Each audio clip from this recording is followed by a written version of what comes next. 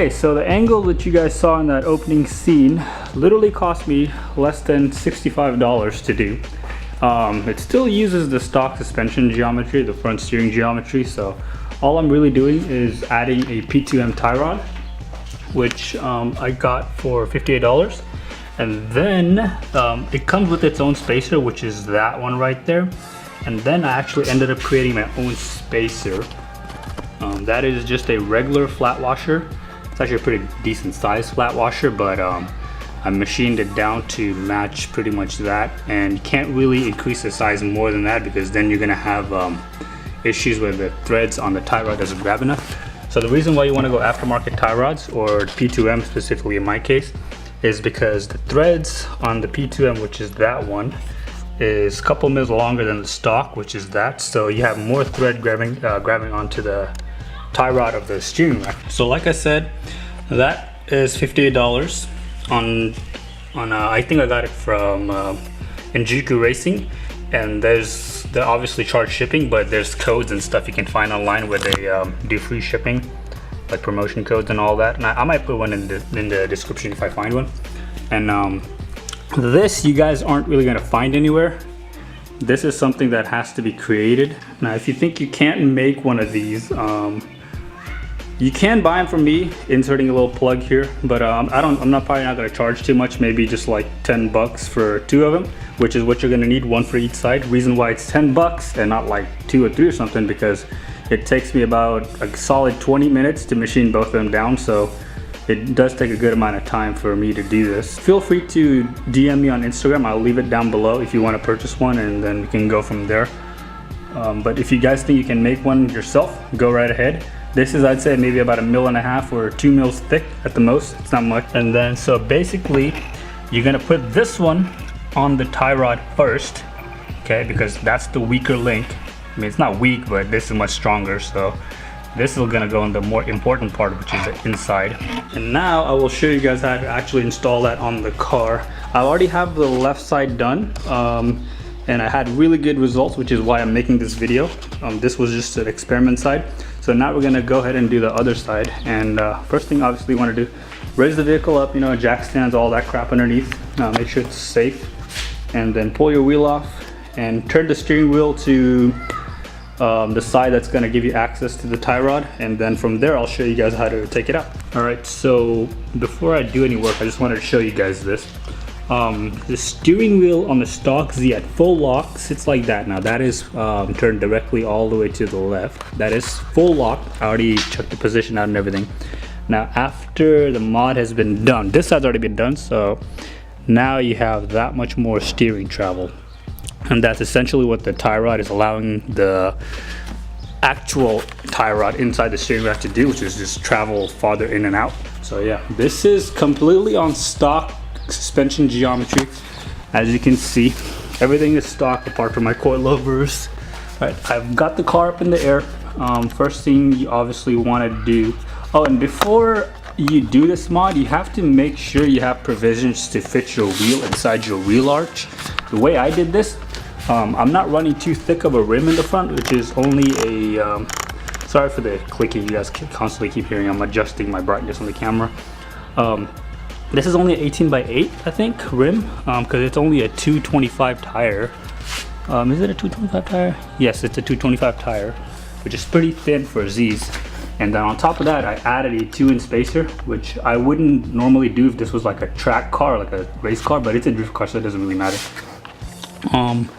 And one more thing, your bump stop is going to have to be removed. At first I was really against this, but it's actually really, it's much safer if you remove that. I'll explain why once we get into the mods. And yeah, so turn your steering wheel all the way to the left, it'll give you access. We're not gonna touch anything over here. This is the outer tie rod, this is the inner tie rod, and the actual tie rod that's inside the steering rack, that's like the main tie rod. That's what moves side to side. You can't really see it because it's inside. So first thing we're gonna do is remove the tie rod, inner tie rod and boot. And there's a little clip right there. All right guys, so first thing that needs to be done, this nut needs to be broken loose, which is the locking nut for the outer tie rod in. You can just break that loose pretty easy. They shouldn't be too tight. If they are, Then you're gonna have to improvise and get some stuff to break those loose. Second, you gotta take this clamp off, slide it out, and when you get ready to slide that, some oil might drip out, but mine shouldn't because my hose clamp is missing. It shouldn't have tons of oil coming out, just like a couple drips. If you have more than that, then you might have a problem with your steering rack. Oh wait, mine does have a clamp on it still. Okay, so these clamps are pretty easy to take off. It was hidden up there, I guess. So, they're gonna break when you try to put them back on, so you're better off just getting regular like radiator hose clamps and then throwing those on. So these are just twist ones. Okay, once you get that off, it should pop right off. See, a little bit of oil, not too much. I'm gonna slide this thing all the way forward, get all the oil out of there. So yeah, this right here, this is your actual tie rod. This is what ties the two wheels together. That's why they call it a tie rod. This is the inner tie rod, which is what we're going to be changing. And before you change or get ready to take that out, make sure that this is really close to the steering rack. So like kind of go back to your steering wheel and center it, because otherwise you're going to be putting a lot of stress on this tie rod when you try to break it loose. So I'm going to do that now. How you take this off, it's pretty simple actually.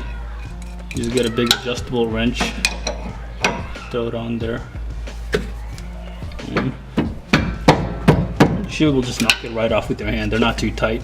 Here comes the long process of actually unscrewing this. This is going to take about like 2 to 3 minutes to completely unscrew this. Okay, so once that is off, you're gonna have a lot more oil dripping once you angle this down, so get all of it out. Actually, that's a lot. I'm gonna get like a pan or something. You're gonna take this off. You can't reuse this with the new tie rod. This is just like a kind of like a guider for the OE tie rod. We don't need that. And then get your adjustable wrench again. Now we're gonna start taking the inner part, and then this should just start screwing. Okay. So I have this off. Now I'm going to be showing you guys how to prep the new tie rod to go back in. Alright, so this is the original tie rod of the old one. That's where the oil is. So make sure you have that part dried out completely. And then that nut you got to screw off because you are going to reuse this boot and the hose clamp. So screw that off. Take the clamp off. The boot is going to pop right down. You're going to pull the old tie rod out through it. So that you can keep as a spare because drift cars, they do go through a lot of tie rods. But it's pretty common on these Z's because they have a specific type of steering, and I'll explain why later on. This is what the new one should look like. So you're gonna do the same thing, unscrew the locking nut off of it. All right, once you've done that, you're gonna throw the boot on. That's the boot. It's gonna pretty much reverse of the removal procedure. Oil in it still. Okay, once you have that in, actually don't settle the boot where it should be right now because you're gonna have to put some red Loctite on the threads itself and make sure it's red, and because these you cannot tighten too much on the actual steering rack, otherwise they get damaged. So we're gonna throw some red Loctite on there.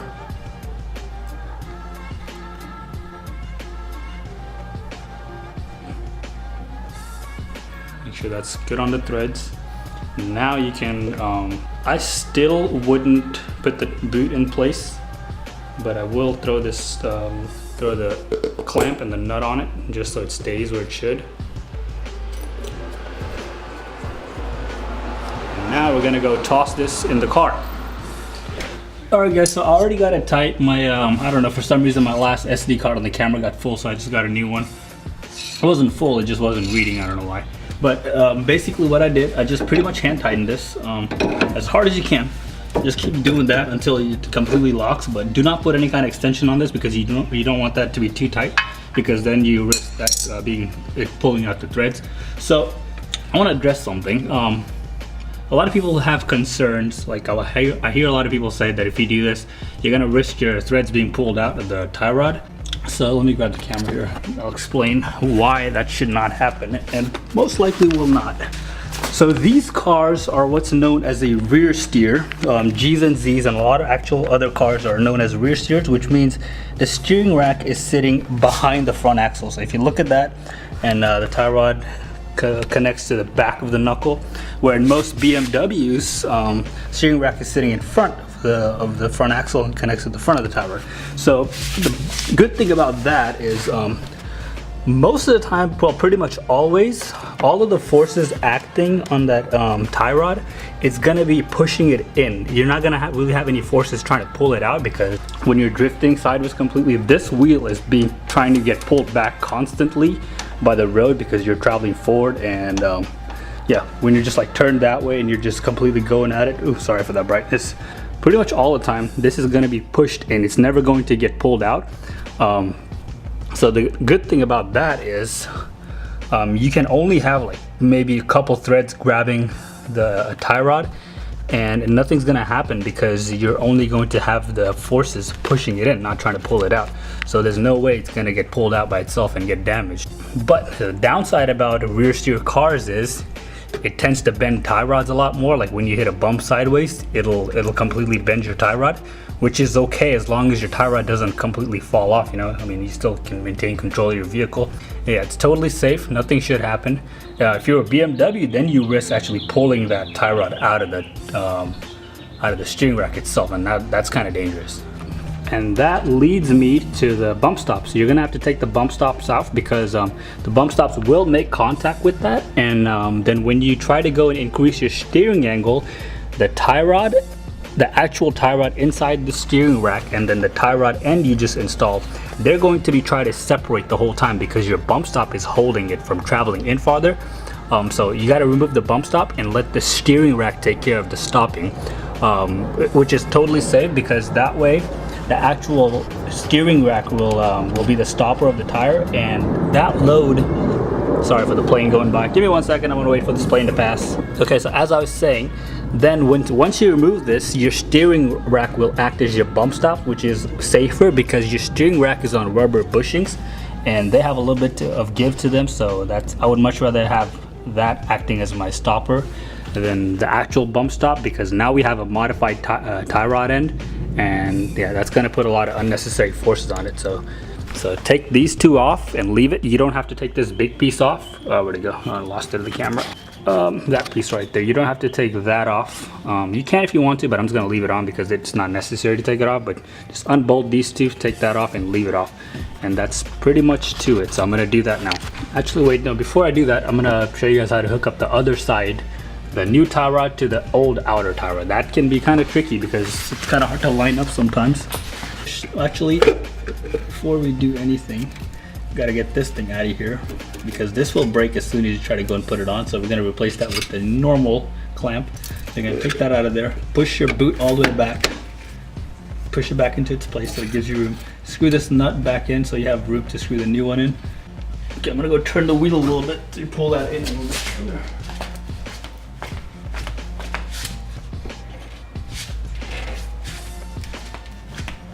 You can try to turn this, but this is kind of stiff because it's on a dual pivot control arm, that's why. And make sure when you're ready to screw this in, this does not have any oil or anything on it.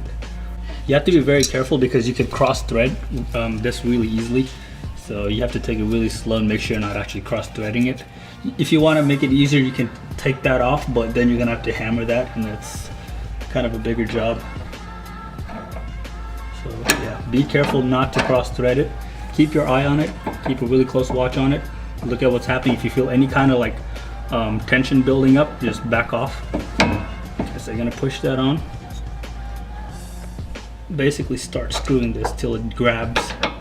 And you have to make sure they're lined up like perfect, otherwise it's not gonna grab.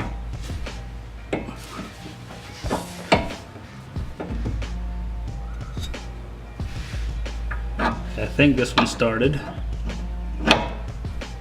Yep, okay, this one started, so we're good. Now you can just basically screw it in. The next challenge, you guys are gonna have to do kind of like an eyeball alignment of your wheel, so that way you don't eat through tires. Just to get the front toe dialed in pretty good. And then after that, I recommend taking your car to get alignment done, but the problem is most alignment shops don't like to deal with lowered cars. So you're gonna have to, I might make a video on how to do alignment at home by yourself using jack stands and a string. I do that all the time. That's how I do my alignments. And I just use and I do my own camber and everything. So I might make a video on how to do that too. A little later on, I'll show you guys how to like actually align it to where it won't eat through tires. All right guys, so all the hard stuff is done. Now we're just gonna slip this boot on and just throw this hose clamp on. We're pretty much good to go. Okay, I don't have a 8mm quarter drive socket and wrench, so I gotta improvise. Man. Okay, I have the wheel on. So basically what you wanna do, make sure the front tire is lined up pretty much completely with the back. I have mine pointed in just a little bit because I'm running spacers in the front, or 2-inch spacers, and I have 1-inch spacers in the back. So just as close as you can get it. And that should be enough for you to just drive the car around. But like I said, I do recommend getting alignment done because it'll never be perfect. But I do my own alignment, so I might make a video on that. And it's pretty spot on too. Like I do camber and everything, and toe and all that stuff by myself. So yeah, thanks for watching, guys. For my next video, hopefully it will come out next week, I'm going to be installing drift specific brake shoes that I created myself. These I made it myself, my work, I designed them and all that. So the point of that is they bite a lot harder into the rotor, so it locks up like a hydro with the stock e-brake, so you don't have to gut your interior to get a stock hydro e-brake installed and all that. So that's hopefully going to be my next video. I'm going to start working on that like this week. So yeah, be sure to subscribe and drop a comment of what you thought of this video. And yeah, thanks for watching.